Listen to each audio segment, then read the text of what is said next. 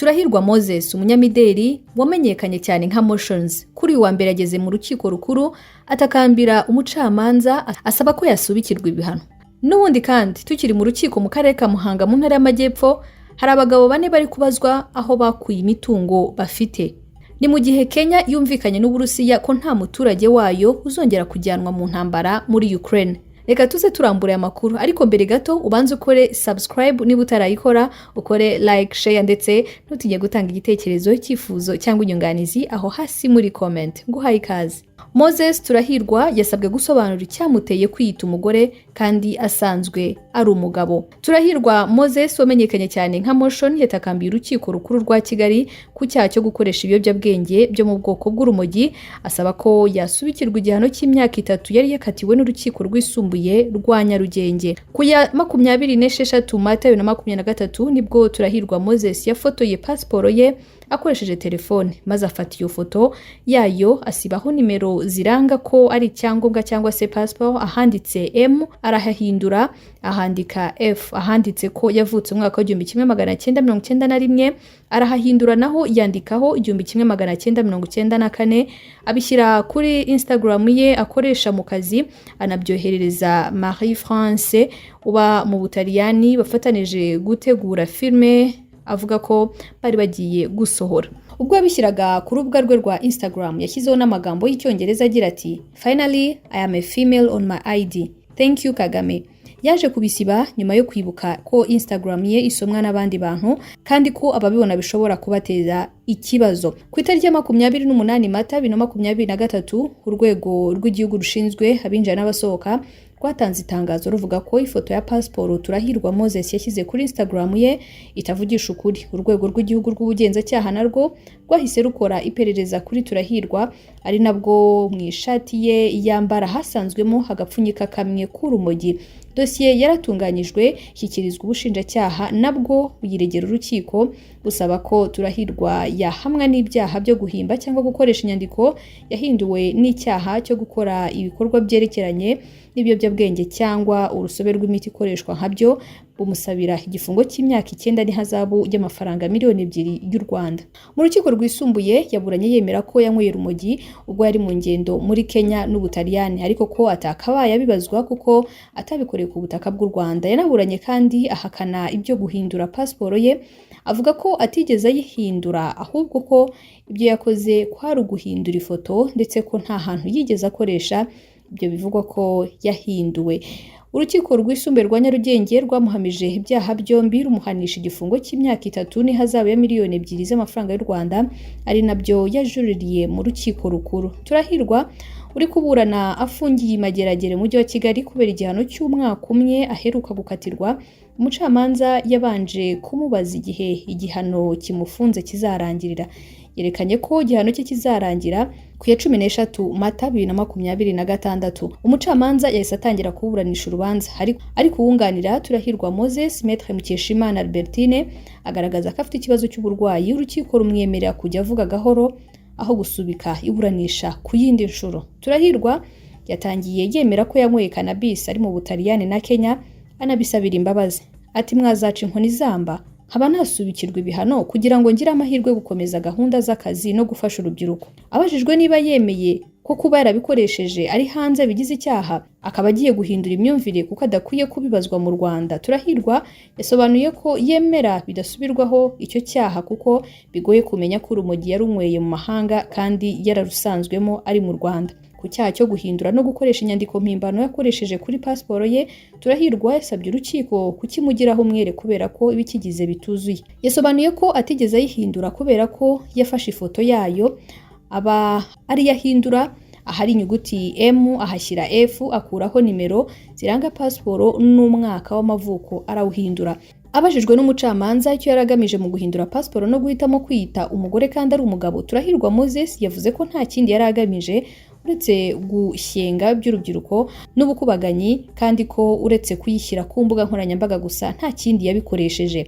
Umucamanza yongeye kumubaza impamvu yahisemo gushimira umukuru w'igihugu kuri ubwo butumwa, asobanura ko ntacyo yaragamije ahubwo ari kimwe mu bikorwa yakoze ahubutse kubera gukoresha ibiyobyabwenge ariko ko abisabira imbabazi.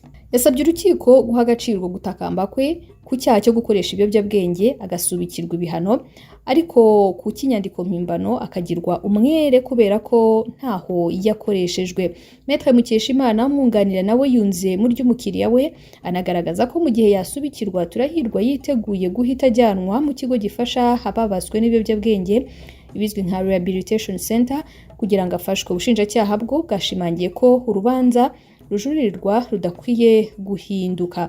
Ubuhagarariye yasobanuye ko Turahirwa hadakwiye gusubikirwa kubera ko no mu gihe yari agikurikiranywe gukoresha urumogi yongeye kubifatirwamo ari nacyo cyaha kimufunze. Yavuze ko kuba Turahirwa yarahinduye inyandiko y'umwimerere bigize icyaha. Yemeje ko kutabimuhamya bishobora kuba icyuho ku bandi bakaba bakoresha uko babonye urwandiko rw'inzira kandi rutangwa n'urwego rwa leta rushinzwe abinjira n'abasohoka.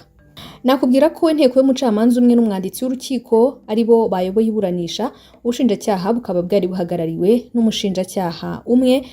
Ku isaha ya 4 z'igitondo kuri wa mbere tariki ya 16 z'ukwezi kwa gatatu mwaka wa 2026 nibwo rero iburanisha ryari ritangiye. Nkaba nakubwira kandi ko Turahirwa Moses bita Motions yaburanye yemera icyaha cyo gukoresha ibiyobyabwenge ariko icyaha cyo gukoresha inyandiko mpimbano akomeza kugihakana. Yavuze ko ahafungiwe amaze kugororwa. Maître Albertine Mukeshimana hafashe ijambo yasabye urukiko ko uyunganira mu gihe yahamwa n'icyaha yazasubikirwa ibihano kugira ngo ajye kwivuza kubera ko ngo yaranabitangiye. Yavuze kandi ko impapuro za muganga zibyerekana ko arwaye bityo kumufunga ntacyo byaba bimaze. Umucamanza yongeye no kubaza Turahirwa Moses icyo yaragamije ahindura pasiporo ye, niba ataragamije kubwira isi ko umuntu ashobora gutangira ari umuhungu agasoza ari umukobwa nk'uko byateye muri iki gihe.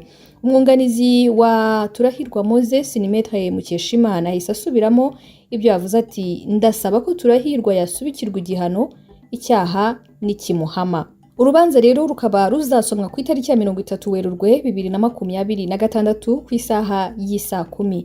Mu gihe urukiko rwamuhamya ibyo byaha rukagira ikindi gihano rumuhanisha kidasubitse, byaba bisobanuye ko nyuma yo kurangiza igihano cy'umwaka umwe ku itariki ya 16 Mata 2026 yazakomerezaho icyo yaba yahanishijwe. Nakwibutsa ko mu kwezi kwa kabiri 2026 hari tariki ya 16 urukiko rukuru rwa Kigali rwari rwasubitse iburanisha ry'ubujurire bwa Turahirwa Moses wamenyekanye cyane mu mideli nka Motions nyuma yo kugaragaza ko atari yiteguye kuburana.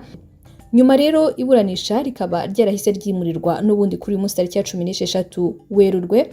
Akwibutsa kandi ko ku ya 20 Ukuboza 2024 aribwo Turahirwa Moses washinze inzu y'imideli ya Motions yahamijwe ibyaha birimo guhimba cyangwa guhindura urwandiko rw'inzira ndetse n'icyo gukoresha ibiyobyabwenge byo mu bwoko bw'urumogi, akatirwa igifungo cy'imyaka 3 ndetse hagatanga n'ihazabu ya miliyoni z'amafaranga y'u Rwanda n'ibihumbi 20 nk'igarama ry'urubanza kubera ko yaburanaga ari hanze. Mu karere ka Muhanga mu ntara y'Amajyepfo abagabo bagera kuri 4 bari kubazwa aho bakuye imitungo. Inkuru iri ku kinyamakuru Umuseke akadomorwa iravuga ko ubushinjacyaha bwashyikirije urukiko rw'isumbe rwa Muhanga dosiye y'abagabo 4 bushinja kudasobanura inkomoko y'umutungo bafite. Mu bari bahagaze imbere y'urukiko harimo abagabo 5 barimo n'abavoka 3. Urukiko rwahaye ijambo ubushinjacyaha buvuga ko umwe muri 5 witwa Hakorimana Louis ari nawe perezida wa Komar adashinjwa iki cyaha ahubwo yaje nk'umutangabuhamya muri rubanza bityo ko agomba gusubira mu cyicaro.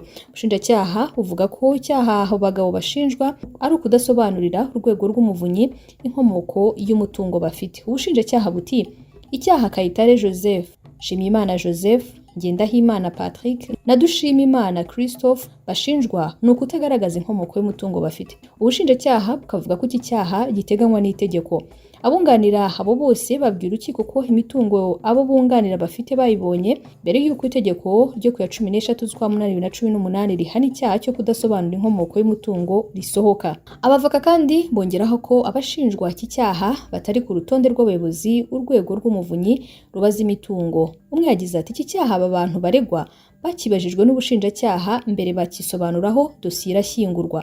ntabwo tuzi impamvu dosiye yongeye kugaruka mu rukiko. Amakuru y'ikinyamakuru Umuseke bafite nuko kuva mu mwaka wa 2023 iyo mitungo irimo inzu ibanza n'imodoka yafatiriwe bene yo nta burenganzira bafite bwo kuyitangaho ingwate muri banki cyangwa kuyigurisha. Isomwa ry'uru rubanza ku nzitizi rizaba tariki ya 2 z'ukwezi kwa 4 mwaka wa 2026 ku isaha y'isa 9.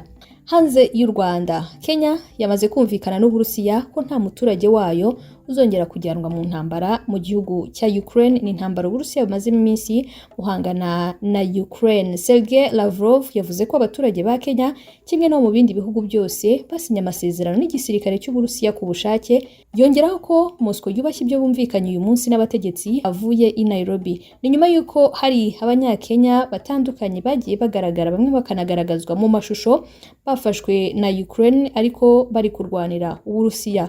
Uburusiya bukavuga ko basinye amasezerano bemera kurwanira Uburusiya. Ngayo nguko nayo makuru akomeje kuvugwa kuri uyu mugoroba.